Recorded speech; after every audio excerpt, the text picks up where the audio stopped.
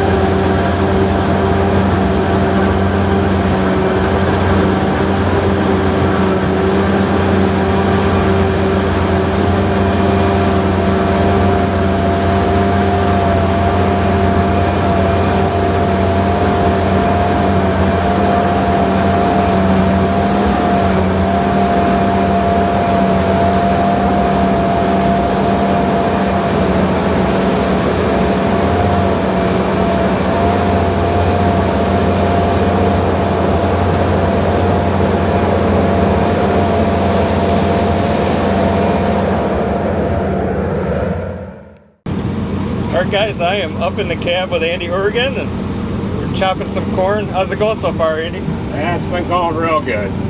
Even better since you're here flying a drone around some. Yeah. I haven't been able to get any footage myself yet this year.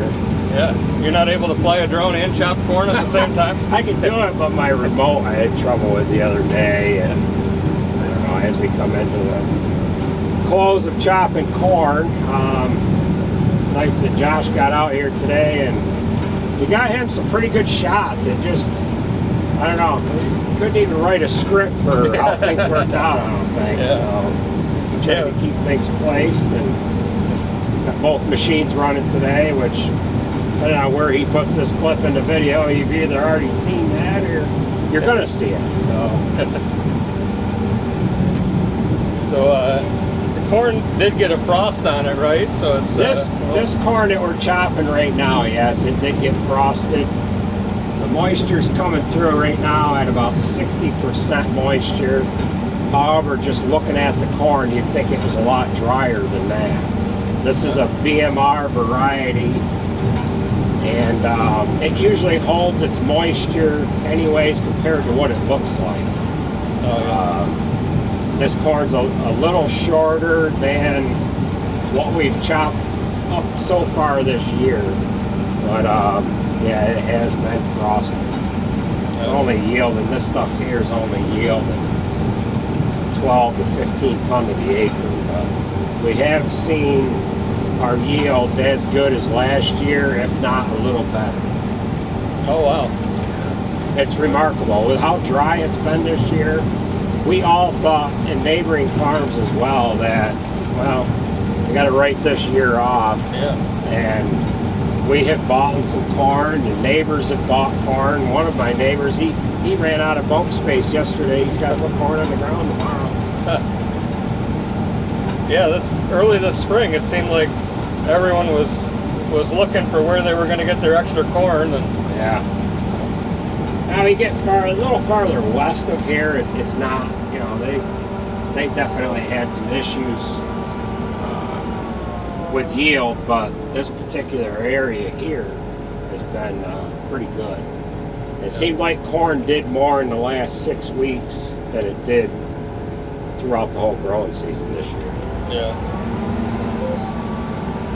And with two choppers running today, how many trucks is it taking to keep up? Taking more trucks than we have, but when we get into these glitches where we're opening up a field or into a small field like we are now, we have been able to keep trucks under the chopper spouts. But if we get into these big fields, it would take a lot more trucks than we currently have. We're running 6 trailers today and a back load. 4 straight trucks. We probably need about 2 more trailers and 2 more straight trucks if we were in nice rectangular fields. Yep. One of the challenges in New York is the small fields, and you were telling me about your average field size. What's our average field size is about John, when we get to the driveway, swing right out.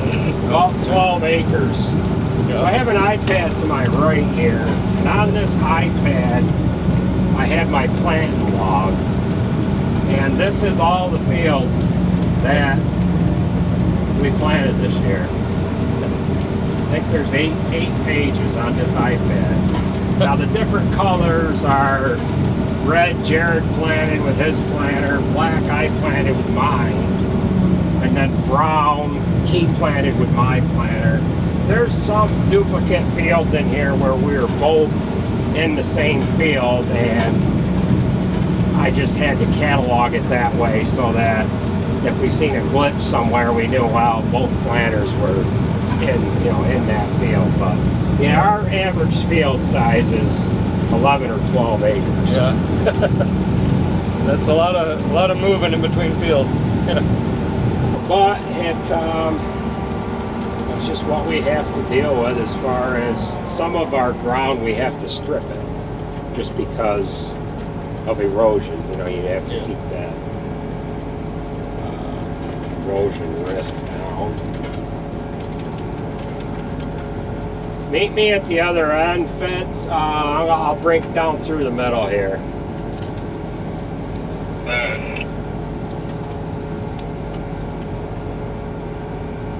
The other thing that we're doing with the utilization of both choppers, we don't have a bumper on the back of our other one.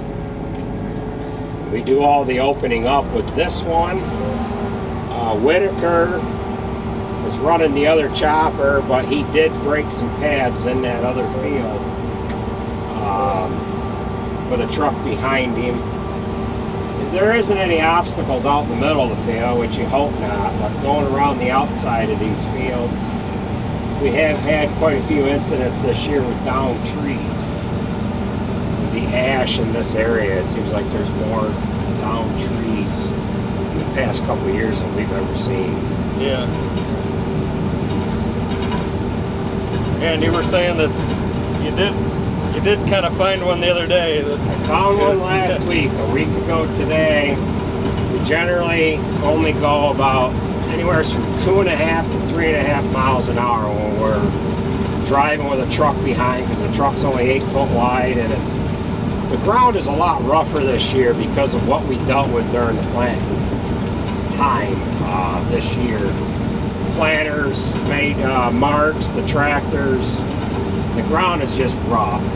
So going around the outside, especially being that you've got the tree line next to you, you have to watch out for down trees. Keep your edge of the head out of the dingweeds and the tree stumps and rocks and what have you. I seen I had a down tree in front of me.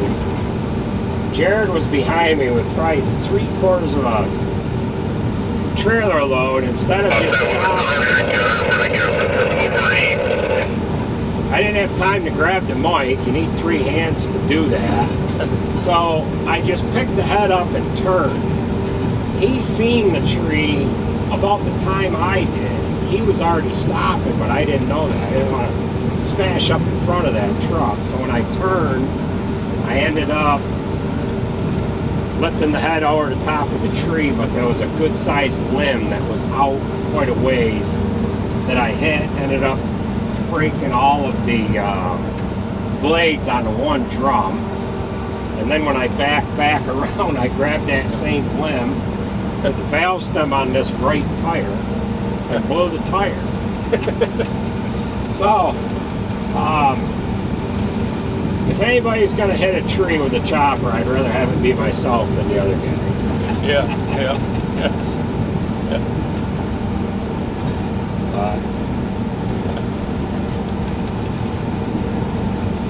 And everyone loves to think that they could drive a chopper better, but there's a ton of challenges out in the field, and then surprises like the tree and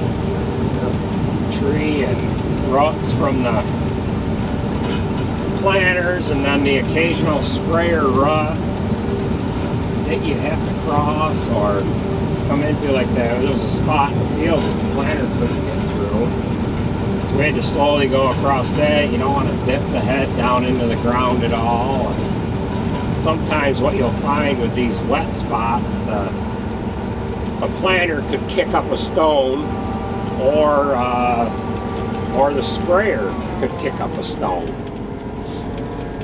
I actually nailed a stone on the first day chopping with this chopper.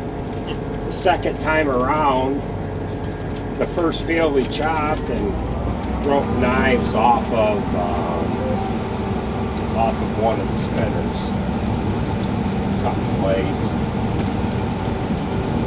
But it's just what you have to deal with. Yeah.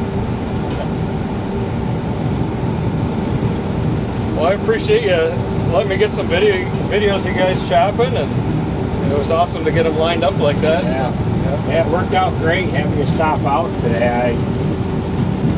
I was going to get a hold of you yesterday, and 5 minutes before I was ready to call you, or 5 minutes after I was ready to call you, the other chopper broke a feed wall spring. I said, oh, that wouldn't have done too good. It's always when you try to build a small window and try videoing this stuff, everything goes to hell in a handbasket. Yeah. Get the drone up in the air to try to get that one shot. You got 20 minutes of battery. Yeah. And something happens. guy plugs the head, or the truck drivers aren't doing what they're supposed to do, or what have you. But it worked out. It worked out good today. Yeah. Yeah, it's been pretty easy having you help coordinate some stuff for me, and sometimes it's waiting several hours just to get the right shot. The right shot. It's you wrote the script really well today, so. Yeah.